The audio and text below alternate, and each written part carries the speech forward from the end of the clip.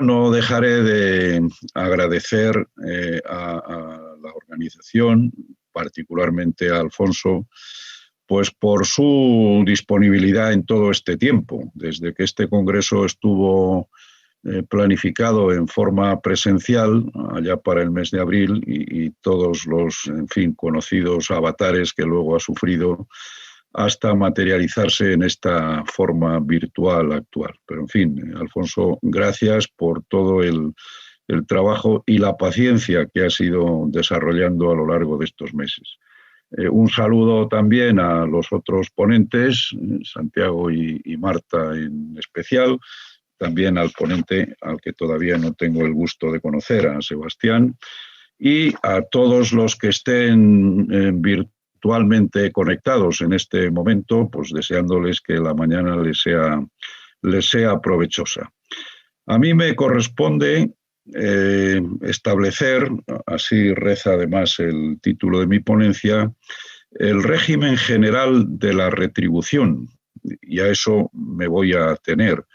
teniendo en cuenta que luego hay aspectos especiales y propios del régimen de la retribución de los administradores en las sociedades cotizadas, de lo que se encargará Santiago, y luego hay también aspectos de interés en el Código de Buen Gobierno, de lo que me parece que se encarga Sebastián, y muy en particular en el asunto de la política de retribuciones y cómo es su tratamiento en las sociedades cotizadas, asunto además en el que ahora mismo pues está en trance de reforma la Ley de Sociedades de Capital en el proyecto de ley de implicación de los accionistas a largo plazo. De eso se encargará Marta Zabaleta. Y por tanto, pues yo me centro, como digo, en hacer primero una síntesis de lo que es el régimen general de retribución, para luego hacer también en la segunda parte de la intervención pues una referencia a las principales cuestiones interpretativas que plantea, muchas de ellas polémicas, como es bien conocido, y con, en fin, distintas opiniones, posiciones, posibilidades interpretativas, etcétera, con el fin de dejar ahí el tema planteado para las siguientes ponencias. El régimen general, en síntesis, pues está principalmente contenido en el artículo 217 de la Ley de Sociedades de Capital, donde, como yo creo que esto es bien conocido, porque ha sido objeto también de amplio comentario y polémica en todo este tiempo, especialmente desde que se produjo la reforma de 2014 en la Ley de Sociedades de Capital, incorpora un sistema, digamos, de triple nivel de concreción o de determinación de la retribución. Primero, un nivel de determinación estatutaria. Yo creo que ahí se dio un paso importante en este sentido, porque algunas polémicas antiguas, a raíz incluso de alguna línea jurisprudencial en el Tribunal Supremo, aquella graciosamente llamada doctrina del milímetro, ¿no? que de algún modo venía a exigir prácticamente que en los estatutos, especialmente para que fuera deducible fiscalmente el gasto en retribución de los administradores, pues tuviera que constar poco menos que la cuantía exacta de la retribución que fueran a percibir. Yo creo que en esto el artículo 217 ha dado un paso interesante, en el sentido de dejar claro que basta con que conste, obviamente, por un lado, el carácter retribuido del cargo, y por otro lado, el concepto o conceptos con los que se va a retribuir, tanto los conceptos fijos como los conceptos variables, pero no, obviamente, la cuantía. Eso estará en el segundo nivel de determinación, donde entra en juego la competencia de la Junta General para fijar el importe máximo anual y además de manera conjunta para el conjunto, valga la redundancia, de los administradores cuando se trate de un órgano colegiado, Consejo de Administración principalmente. A la Junta, pues, le corresponde fijar el importe máximo anual conjunto, importe además que permanecerá vigente mientras no se modifique. Por tanto, A la Junta no le corresponde fijar el concepto. Eso tiene que estar previamente en los estatutos. Por tanto, no sería suficiente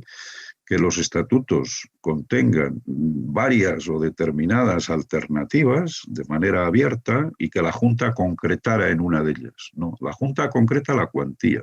no el concepto. Eso debe de quedar claro.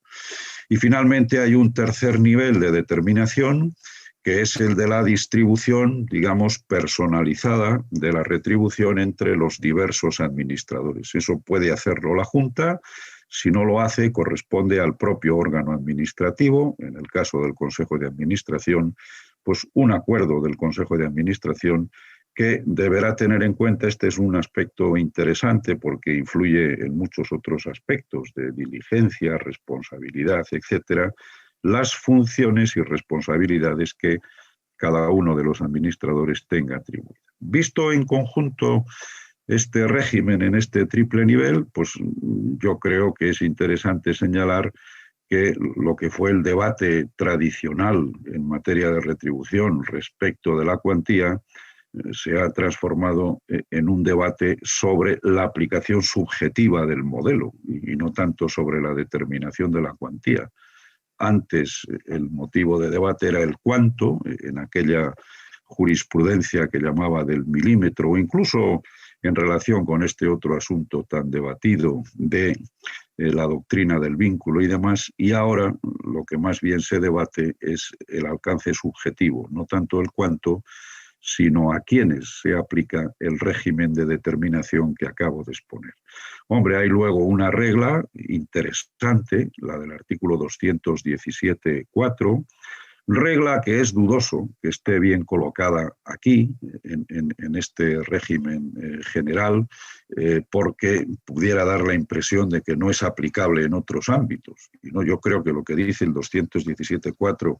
sobre criterios materiales para determinar la retribución procede principalmente de recomendaciones de buen gobierno propias de las sociedades cotizadas. Por tanto, no quede la duda, a mi juicio, de que estos criterios materiales del 217.4 deben de tener aplicación general también en las sociedades cotizadas. Es más, la recomendación 64, de la que luego se tratará, la que establece cautelas para indemnizaciones variables referidas a futuro y condicionadas a futuro en función de que se cumplan los criterios o requisitos que condicionan ese tipo de retribución. Esta recomendación 64 está implícitamente recogida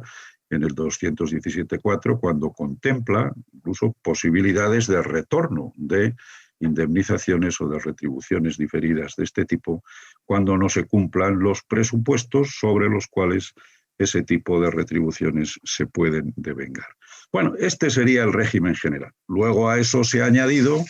voy ya un poco con la segunda parte del asunto, a eso se ha añadido indudablemente la especialidad en el caso de los consejeros que tienen función ejecutiva. Y concretamente ahí, pues el debate es también bien conocido. Si el artículo 217, que hace referencia a los administradores en su condición de tales, expresión que, en fin, yo tengo dudas de que fuera bien elegida por el debate que posteriormente ha producido, quizá no fue suficientemente clarificadora para lo que parece que era la intención del legislador. Bueno, pues ha suscitado el conocido debate de si el artículo 217 solamente tiene que establecer la determinación por reserva estatutaria específica para los administradores en su condición de tales o también sería aplicable a los consejeros ejecutivos, puesto que para estos luego el artículo 249, ¿no?, en sus apartados tercero y cuarto, establece la necesidad de celebrar con la sociedad un contrato de delegación en el que imperativamente debe de estar en su contenido el concepto retributivo con el que vayan a ser remunerados. Y además ese concepto retributivo deberá atenerse a la política de retribuciones, que es condicionante. Se entendió en una primera fase, incluso así lo entendió la Dirección General de los Registros entonces, en distintas resoluciones, que esta precisión para los consejeros ejecutivos evitaba aplicarles el criterio de determinación estatutaria del 217, hasta que la famosa y polémica sentencia de 26 de febrero del 18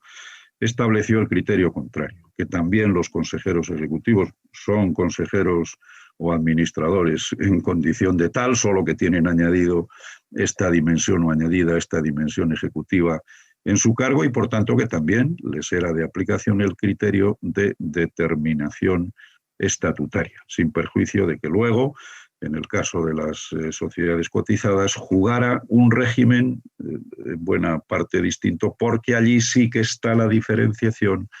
entre administradores en su condición de tales y administradores con funciones o consejeros con funciones ejecutivas establecida de manera más nítida. Pero, en fin, ahí no entro porque eso es motivo de la siguiente ponencia. Y a partir de esa sentencia y de nuevas resoluciones de la Dirección General, ahora con el nuevo nombre más largo, que no gasto tiempo en pronunciarle, de fe pública y seguridad jurídica de manera completa, ¿no? Bueno, pues ha venido a introducir una dimensión interpretativa que es con la que quiero terminar. Esto ya también es mi propia opinión, expresada en algún trabajo de hace algún tiempo, comentando alguna de esas resoluciones de la Dirección General. Yo creo que hay un margen, lo dijo también la propia sentencia de 2018, de flexibilidad que se debiera poder utilizar para, digamos, interpretar adecuadamente el sistema. A mí me parece correcto que en el caso de los administradores sin más, estos que llama el texto legal o que parece que llama administradores